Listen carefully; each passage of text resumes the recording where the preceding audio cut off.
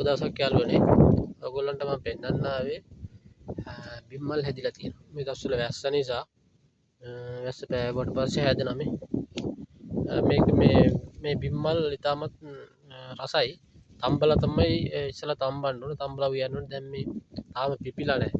ඔයගොල්ලන්ට මේ වගේ ඒවා හම්බ වෙයි. ඔය බස් තියෙන තැන්වල හැදිලා තියෙනවා මේ දවස්වල. හරිද? හරිම රසයි මේ. මම දැන් කීපයක් ගැලෙවා තව තියෙනවා. තව තියෙනවා.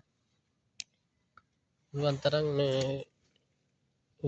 උදෙන්ම බලලා මේ විදිහට පොහොට්ටු තියෙද්දි කඩා ගන්න. හරිද? හරිම නිරෝගී සම්පන්නව ජීවත් වෙන්න යනකොට පොහොට්ටු තියෙනකොට කඩා ගන්න පිපුණාට පස්සේ මේක වැඩක් නැති වෙනවා. හරිද? කල් තියා ගන්න අමාරු නිසා ඉක්මනින් හදලා කන්න. එම රස කෑමක්.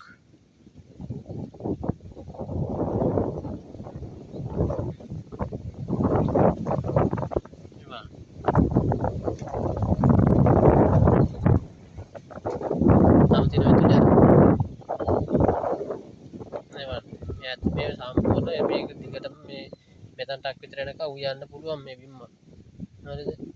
ඔයගොල්ලෝ උත්සාහ කරන්න හැමතැනම කියන්නේ වෙලෙම කම්මැලිකමට ඉන්නේ නැතුව පුළුවන් තරම්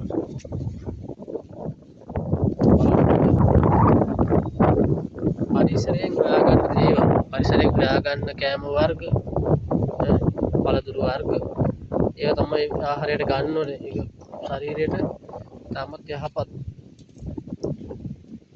පුළුවන් තරම් අපි බලන්න මේ හැම වෙලේත් ඇදලා තියෙන මේ බිම්මල් කියන දේ පරිසරයේම තියෙන දේවල්. ඉතින් මේක හරියට හදා ගන්නත් ඕනේ නැත්නම් ඒකට සමහරක් විට අජීර්ණයක් වෙන්න පුළුවන්.